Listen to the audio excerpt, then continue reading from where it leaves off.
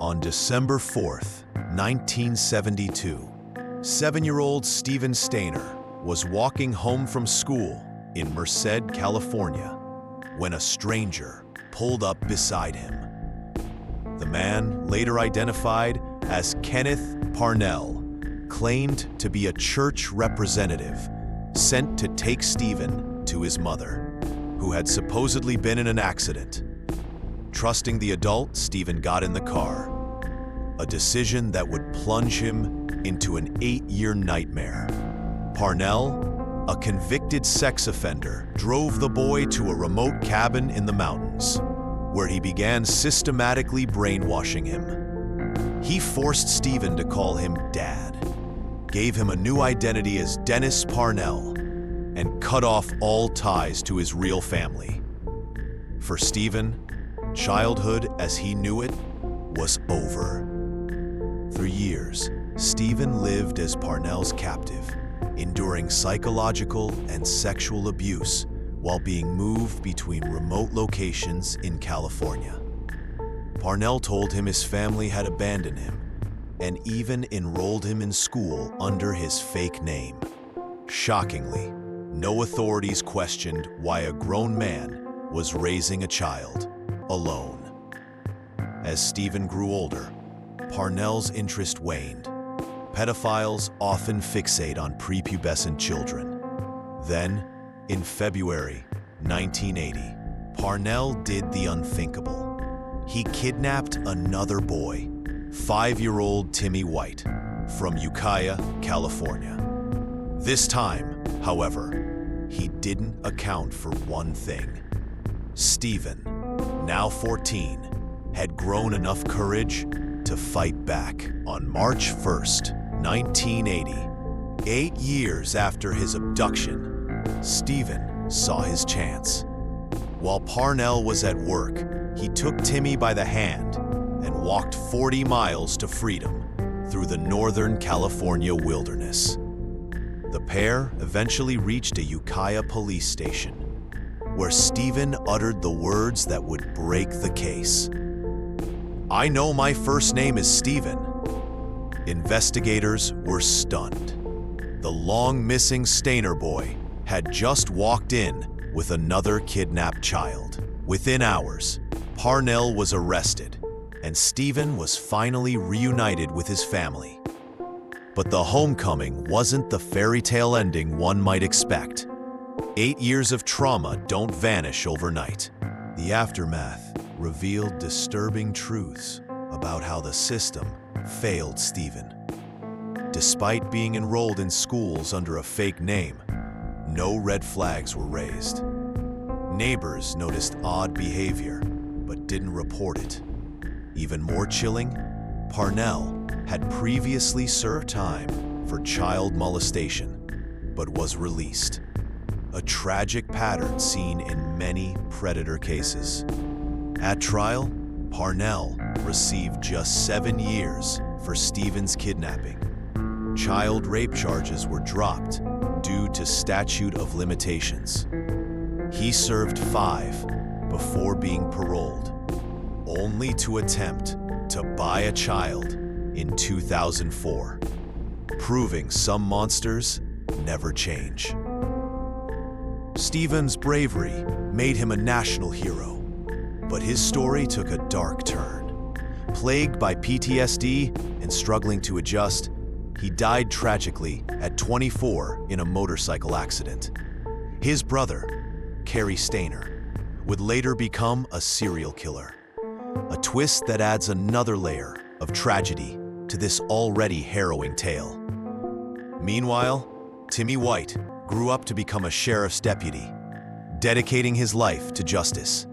As for Parnell, he died in prison at 76, but not before proving that short sentences for predators have devastating consequences. Stephen's case changed child abduction protocols forever. It exposed gaps in how schools verify guardianship and how law enforcement tracks missing children. Today, his legacy lives on through Amber Alerts and stricter sex offender laws. Yet questions remain. How many other Dennis Parnells are living under the radar? How many abused children are still hidden in plain sight? Stephen's story reminds us that vigilance saves lives, and that even in darkness, courage can spark hope. Kenneth Parnell's methods reveal the calculated nature of predatory behavior. He didn't just snatch children. He systematically erased their identities. By giving Stephen a new name, creating fake backstories, and isolating him from others, Parnell attempted to rewrite reality for his victims. This psychological manipulation, now recognized as a common tactic among long-term abusers, makes escape even harder. The victim becomes dependent on their captor.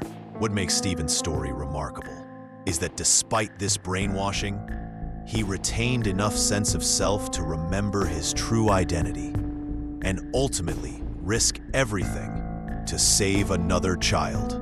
The 1989 television miniseries, I Know My First Name is Stephen, brought national attention to the case, but dramatizations often simplify the complex reality. While the show accurately portrayed Stephen's courage, it couldn't fully capture the years of quiet suffering or the difficulties of his post-rescue life. The real Stephen struggled with depression, marital problems, and the weight of being forever known as the kidnapping victim. His story serves as an important reminder that heroic survivors often continue battling invisible scars long after the cameras stop rolling and public attention fades.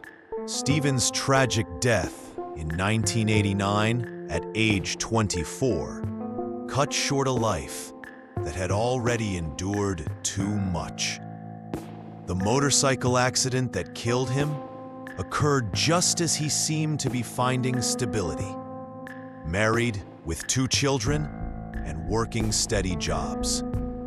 Some who knew him wondered if the years of trauma contributed to his death indirectly through risk-taking behaviors or lapses in judgment.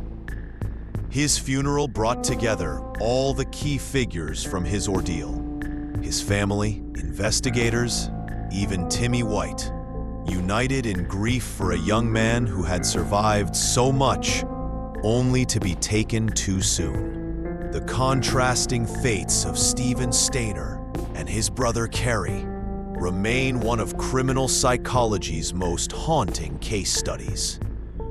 While Stephen emerged from horror to save another child, Kerry would later murder 4 women near Yosemite National Park. Experts debate whether the family's trauma, first Stephen's disappearance, then his troubled return, contributed to Kerry's violent path. What's undeniable is that one kidnapping created ripples of damage across decades, showing how a single predator's actions can devastate far more lives than just his direct victims. Timmy White's transformation from victim to law enforcement officer represents a different kind of legacy. Now a sergeant with the San Bernardino Sheriff's Department, he's spoken about how Stephen's bravery inspired his career choice. "He saved me, so I wanted to save others," White has said. This positive outcome, rare among child abduction survivors, offers a counterbalance to the story's darker elements. Proof that some victims can not only survive, but thrive, turning their pain into purpose. Modern missing child protocols owe much to lessons from Stephen's case. The lack of coordinated search efforts in 1972 seems unthinkable today, when Amber Alerts can mobilize entire states within hours. Schools now rigorously verify guardianship, and databases track missing children across jurisdictions. Perhaps most importantly, public awareness has grown about stranger danger, a term that barely existed when Stephen was taken. Each of these changes represents a silver lining from his suffering, protecting countless children who will never know his name. Stephen Stayner's story forces us to confront difficult questions about justice and prevention. Why was Parnell free to offend after prior convictions? Why did multiple systems fail to notice a missing child living under an assumed name? How many current predators are operating undetected? While we can't change the past, we can honor Stephen's memory by supporting missing children organizations, advocating for stronger predator laws, and teaching our children protective strategies. His legacy reminds us that vigilance and compassion can make the difference between tragedy and survival.